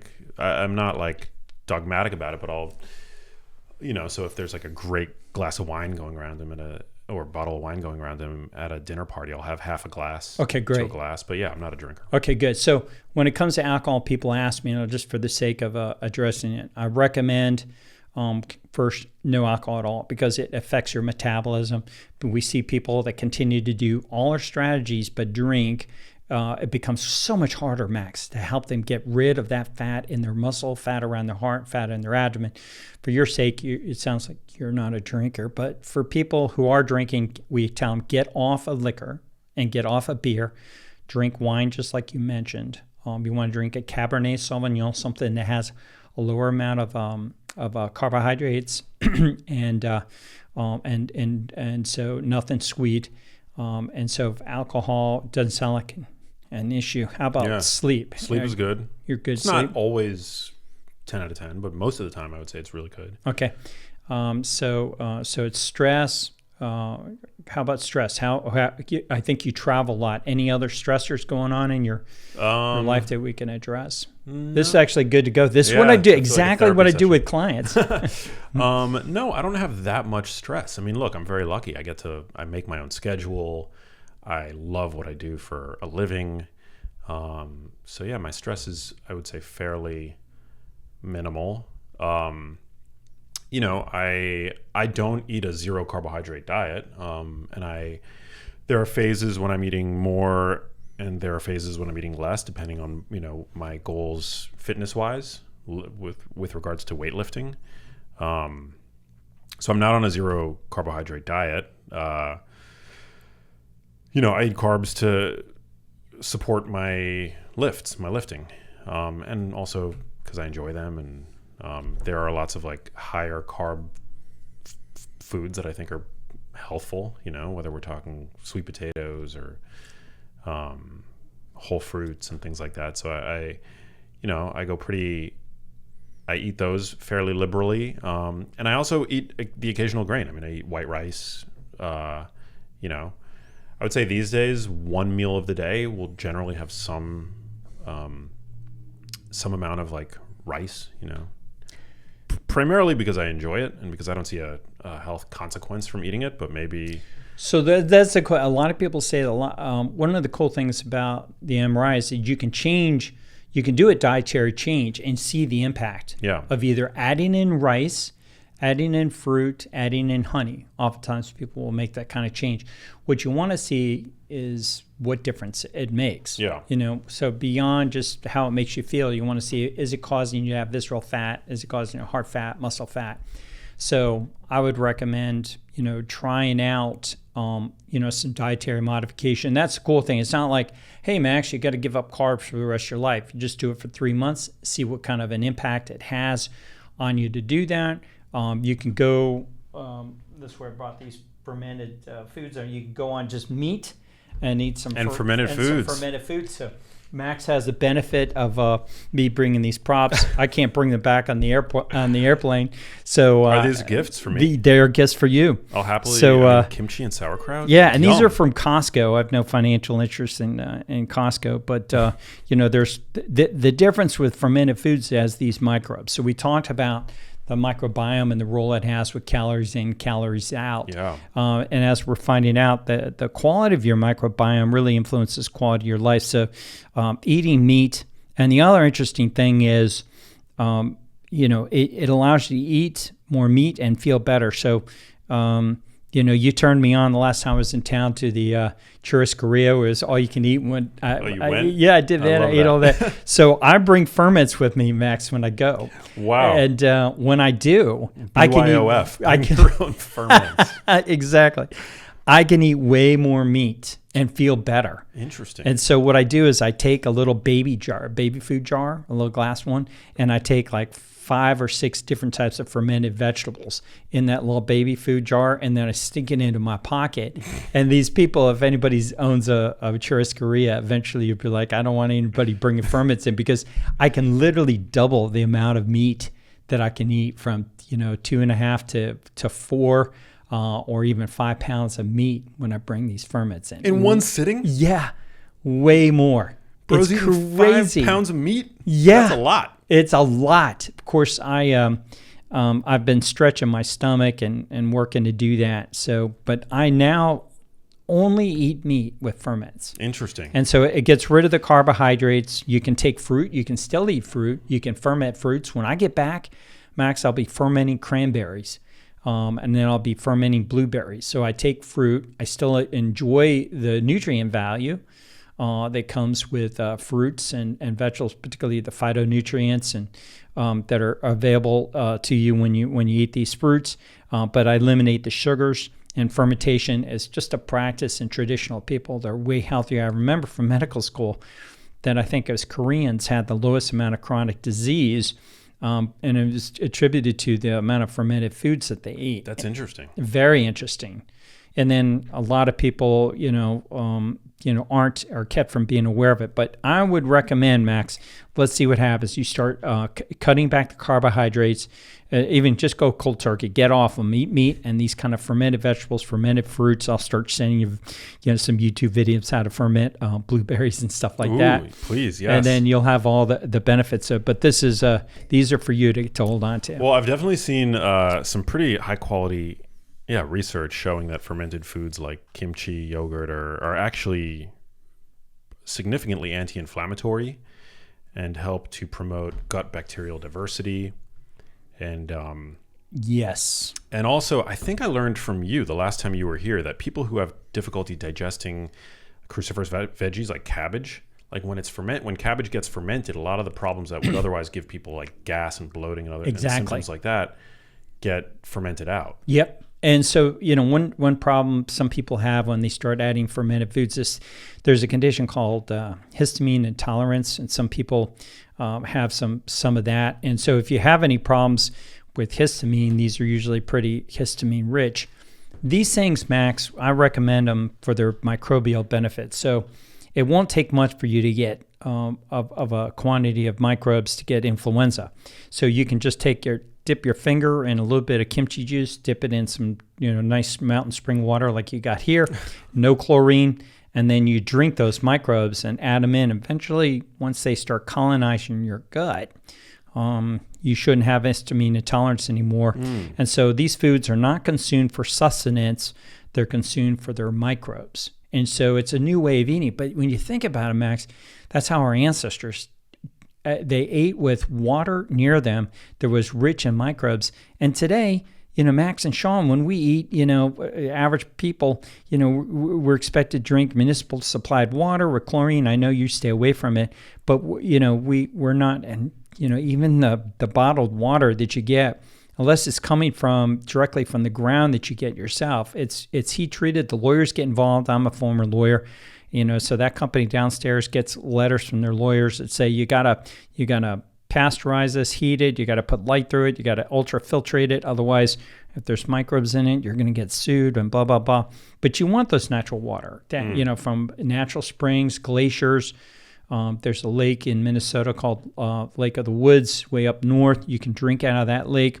And then here's another tip for microbes is ocean water. Just drinking a little bit of ocean water. It's rich with microbes. And here's a fun fact to talk about. What about parasites? They're not really. There are probably some microbes in there could potentially be parasitic in nature, but parasites are organisms that cause more harm than good to the organism. And I'm not aware of a single case report of anybody consuming ocean water where they got a parasite from it. But when you're a kid, you got knocked over by waves. And drink ocean water unintentionally. And here's the interesting thing on that is who you never see in a sport. They're never fat. They're usually healthy. They're usually attractive, and they're very cool. Surfers. Surfers. I'm a surfer. And, if you think about the community of surfers, you rarely ever see a fat one that hangs, that's been doing it for a while. And it's my position is because when we wipe out, when we're surfing, you get knocked to the ground and you come up choking, swallowing ocean water. And so this regular contribution of microbes, I think, are essential to the optimizing human beings. So surfers are some of the coolest people. They tend to be very attractive women, very attractive males, and I think it's in large part because of the microbes that you get exposed to in ocean water. Very interesting. Do you want to go through my legs? Yeah, let's. We'll go back and do your legs. Would be the last part of the scan. So we'll pull that up, and we'll take an example of that. It's so interesting. I think you have to hit that button again there, Max. Okay, well, blow this up. Oh. Turn it this way. And let's pull it up. So we'll scan down to the last part. There are your. So first of all, Max, you got good legs. Your legs are muscular, beefy, and I'll just pull it up. So these are your femurs. So that's the bone marrow in your femurs. Mm-hmm. Your muscles are large. You have some superficial subcutaneous fat on the outside, but you have large muscles. But you're starting to get infiltrates within your muscles. So these fatty infiltrates, again, are consistent with my expectations for the amount of visceral fat that you have and fat around your heart, but way better than the average 42-year-old that we'd see a lot more of this fatty infiltration in there. So I'm proud of you for the size of muscles that you have. You do not have as much muscle fat as the average person. Your muscles are cohesive. They're not fragmenting. They're not atrophying right now. As long as you very tasty steak. So they're a nice metric for you to follow. And so all our clients that come to work with us at our location, we always get these scans of their legs to show them to, because these large muscle groups become valuable targets for them to be aware of. And just like I showed with the NFL player, you eliminate your visceral fat through those strategies. Your muscles will also have eliminated this fatty infiltrate. And you can intuit, that your muscles will just be stronger and better performing without that fat in there. I mean, you're just going to be, you'll be an 80-year-old Max Lugavere, can get up out of a chair easily and say, no, I don't need any help. Thank you. I can get out of this chair just perfectly fine. I don't think it's my legs that are going to be the problem. But that's so these are my hamstrings, I'm assuming? Yeah, so this is your posterior aspect Okay. of your legs. So you're actually, and these are your quads on your anterior aspect. And so you can see the different muscle groups, and depending on the level that you're at, you can see, but pretty consistent throughout all the levels of the legs. We see the same amount of fat that resides within there, and the resolution in this particular scan, because of the limitation, the technology was not super great. But when we do a dedicated scan of the legs, we get even higher resolution with Pernuvo. They do the entire body, and the scanning procedure is pretty fast. But where I'm going to send you, hopefully we're going to get a dedicated scan, and we'll get pristine images of your legs to take a look at, and your abdomen and your heart. So if my sleep is good, I don't really have that much stress. I don't drink alcohol. You would say that for me, I would probably greatly benefit from doing more sprinting activities. I would. And you think that reducing my carbohydrate intake. I do. Yeah, and this is the best time to do it. I mean, now that you had this MRI's baseline, you don't want to do a dietary change and not being able to have a good metric to see what happens. And so I would throw down a challenge to Max, say cut out the carbs, try going carnivore like Joe Rogan, give it 3 months. Let's rescan you and see how you look, and start sprinting. And I think those changes are going to produce very significant change around that fat around your heart, fat in your muscle, and fat within your visceral fat. Absolutely. All within 3 months, you think? In 3 months, we will see that, and your followers will, depending on how badass you are, go zero carb. I mean, my money is on Max. You have 3 months of life. He can go zero carb, carnivore, eat ferments. These don't have carbs. You can eat those. I'm skeptical that you need to go zero carb, though. What about fiber? What about, carbohydrates contained naturally in whole fruit? Well, here's the study. Let's do this, and we can get the scanning for free at Family Radiology in Torrance. We'll get you scanned for free there. Let's have you go zero, and that 3 months we'll get another scan, and then you can add back. This is the beautiful thing. You can add back whatever you want and repeat in 3 months and see what happens. So what you want to do is have some kind of reliable factor, a metric, to see what the change brings. So I start people, talk them into the ultimate elimination diet, which is carnivore diet, eating just meat and ferments. I've never seen. I get better results when people add in ferments than if they just go zero carb. Well, these carnivore. have carbs. They have a very modest amount. Very modest. So amount. when you look at the labels, and I'm glad you brought that up. Such a good point. Those are pre-fermentation carbohydrate levels. So the reason is they would otherwise, and you're enough a business guy, have to produce a new label with every single batch. And do you know how expensive it would be to create a new label? Very expensive. So expensive. So you do pre-fermentation levels. Nobody really cares too much about that. But these will have way less carbohydrates than what they're reporting on that label. Interesting. Walk me through a day of eating of Dr. Sean Amaro. What does a day of eating look like? Pretty much every single day, it's the same thing. I'm eating meat, and it's usually red meat. So I favor bison, grass-fed, grass-finished beef. If I can get game meat like venison, elk, I'll eat that. But it's a red ruminant, which has the benefits of being able to take plant that they digest and ferment.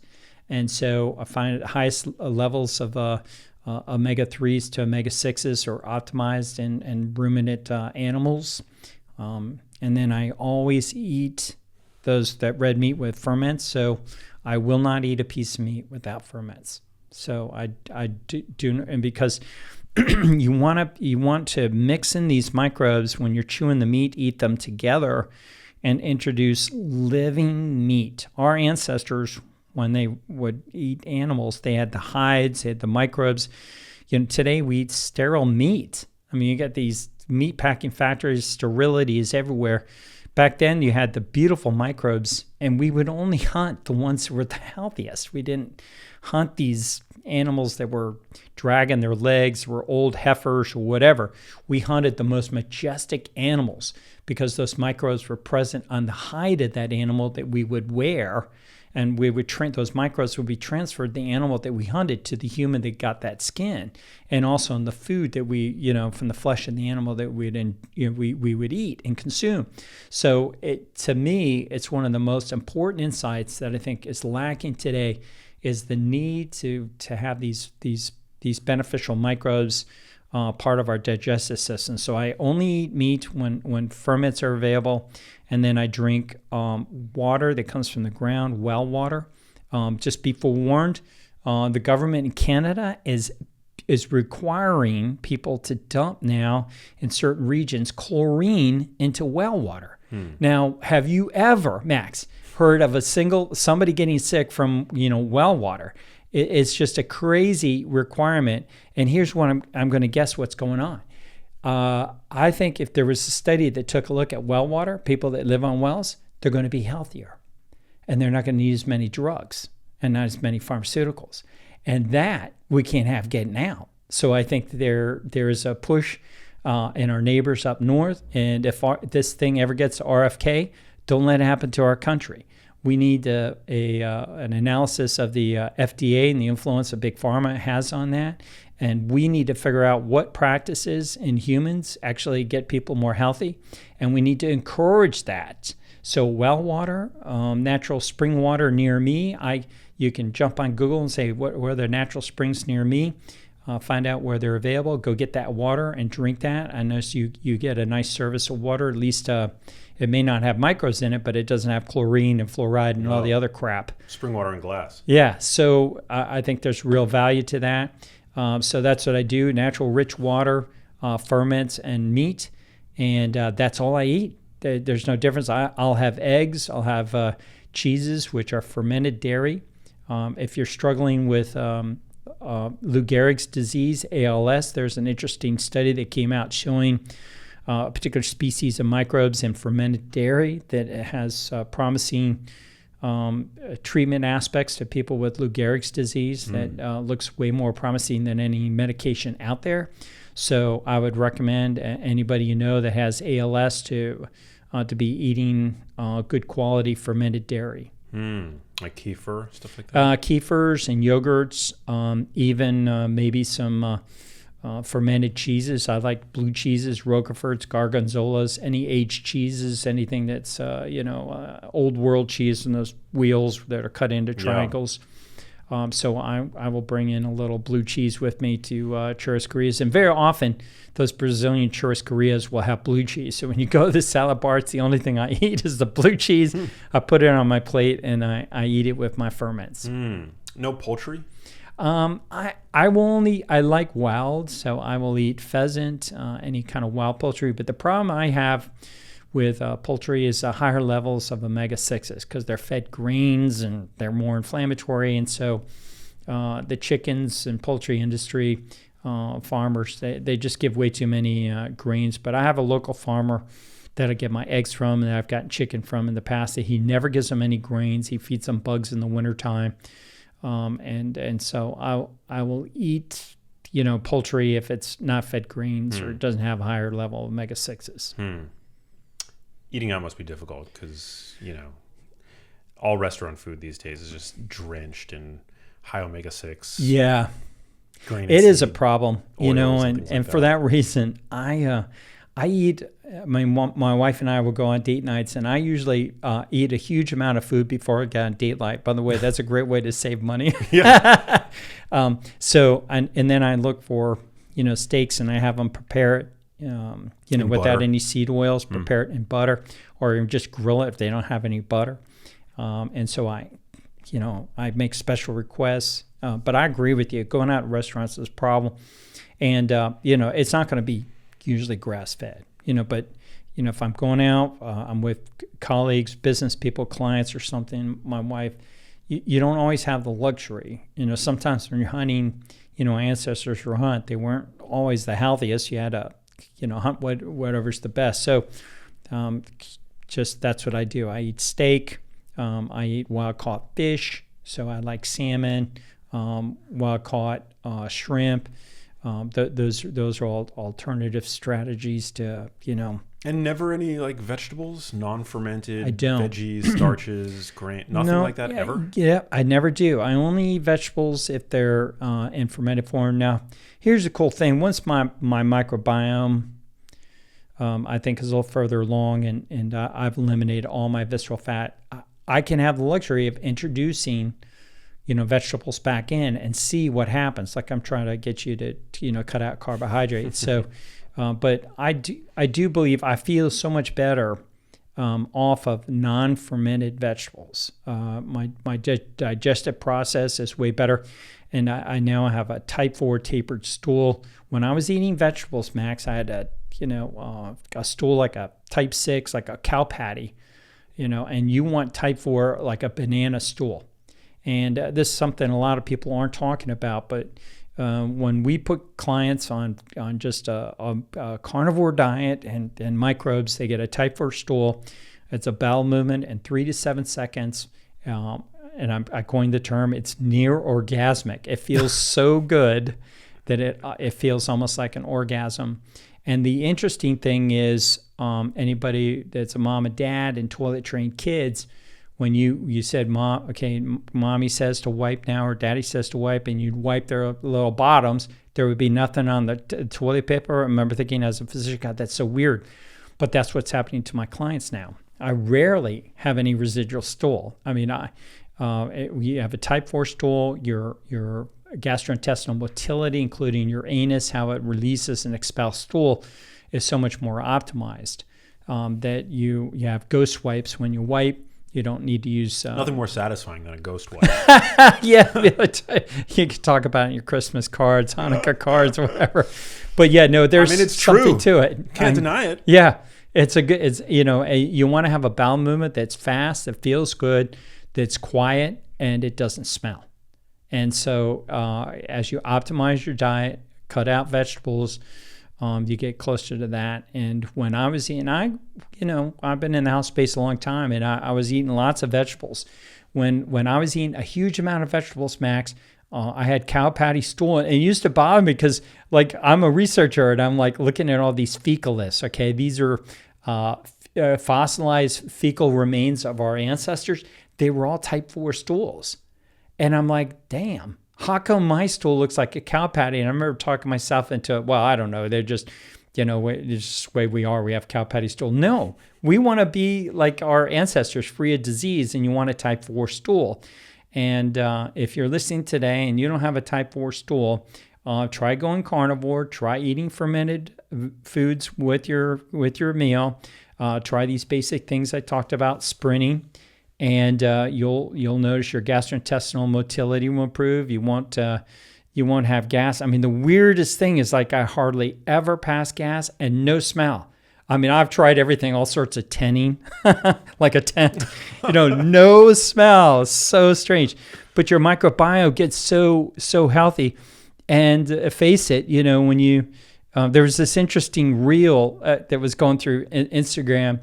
Little kids, this is interesting. Little kids, when they pass gas, it's not a big deal. But you got they had these old people pretending to be old with walkers passing gas, and it was like a grenade going off. People get up and run from their tables because that is a bad microbiome. An older person, gas is going to be a bad mix.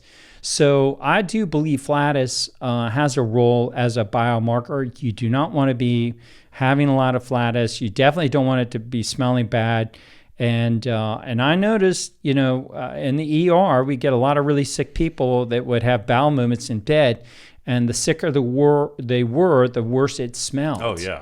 So there's something to the microbiome. So I think meat, microbes, ferments, when you consume, I call it the living carnivore diet, definitely will improve your defecation. And so the line I like to say is you want to pee like a champion and defecate like a hero. You want to have a really good biological functioning in terms of your stream. I tell my clients we'll get you peeing over the hood of a car, and we want you to defecate in about 3 to 7 seconds. Type 4 tapered on both ends. No bad smell, no bad noises, and biological functioning definitely is a marker of health that very few people talk about. Yeah, there are some doctors though on social media. I mean, usually they I feel like they're in the vegan camp, but they'll say that, like, farting is good. Like, you want to be on a diet that's causing you to fart a lot because it's a sign of a well-functioning microbiome. Yeah, they say that, but it's not true. I mean, I could say all sorts of stuff socially, that's going to have like repercussions. Yeah, I mean, think about it. It's imprinting. I mean, if it was really true, why do people run away? Why do they cringe? It's just wrong. Now they have to try to convince you that farting is a healthy thing and not to be troubled about it, but it's troubling. Yeah. You don't want to be able to. You don't want to pass gas, and you certainly don't want it to smell bad. And so if you're a vegan. I'll just tell you, you're gonna have bad smell. You're gonna be passing gas, and you're gonna be a hot mess when you wipe. So It's people that eat more of a meat-centric diet with ferments, that have a type 4 stool, don't make noise, don't smell, and don't have residual stool, and they wipe. And you can argue all day long, but the evidence archaeologically is in a fecalist, and the archaeological remains of fossilized stool show type 4. They don't show a cow patty. And so, yeah, it's an important biomarker. How you pee, how you defecate goes to your health.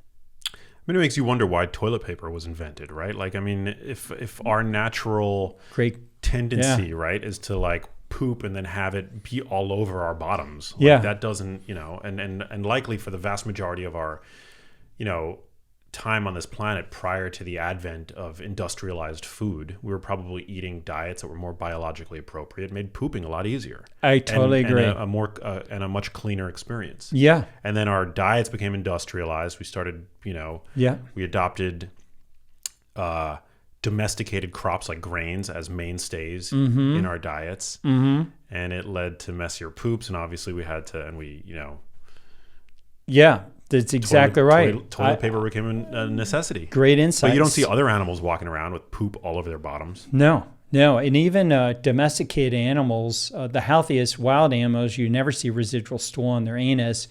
You rarely see it in domesticated animals unless they're diseased. But we find it permissible and look the other way when we got to have, and then we go crazy, like the thought that we might run out of toilet paper, like you're stockpiling toilet paper. Well, my clients don't have to worry about toilet paper, and if it runs out, we're okay. Yeah. I feel like poop, assuming you're not sick, you're healthy, poop shouldn't really smell. Like I feed my cat the healthiest diet I can find. And, there's a stereotype about cats that they smell. My cat does not smell when she uses the bathroom. If you walk by, I grew up in New York City, you'd walk by the horses along, that line Central Park. Mm-hmm. They're eating their biologically appropriate diets. Mm-hmm. Horse manure doesn't smell. It smells grassy. It's like when an animal is eating its biologically appropriate diet, you can kind of, it's like, but then conversely, dogs that eat essentially junk food their entire lives, like your average dog today on a ultra processed pet food diet. I mean, dog poop smells like the worst, Yeah, no, it's so true. And it reminds me of there's a social media influencer named Real Food RN who shared with me. I was talking with her about the microbiome and horse manure. She grew up and she was, I think, 18 years old, and she worked with these two 18-year-olds at a horse farm, and they became addicted to the smell of horse manure. She never understood why. But when the fresh manure would be delivered to them, they would pick it up in their hands and breathe it in. And she goes, I never understood this attraction I had.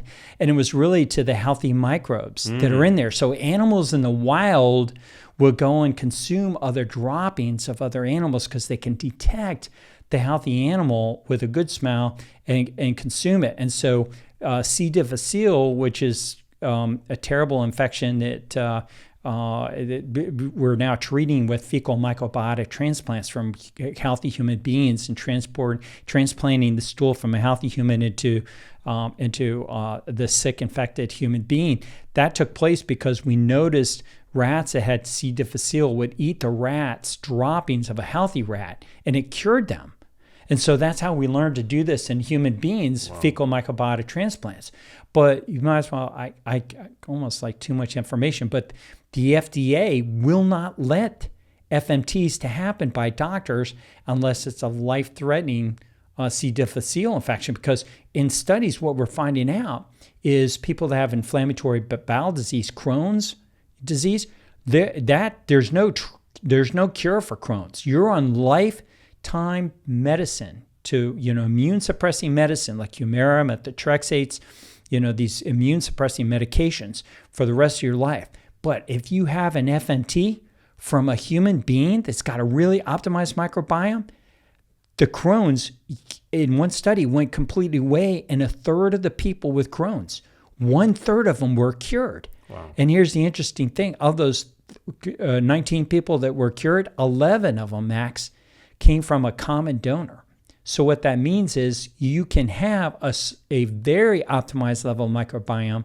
Your stool is so loaded with beneficial microbes that you can cure your fellow man of disease.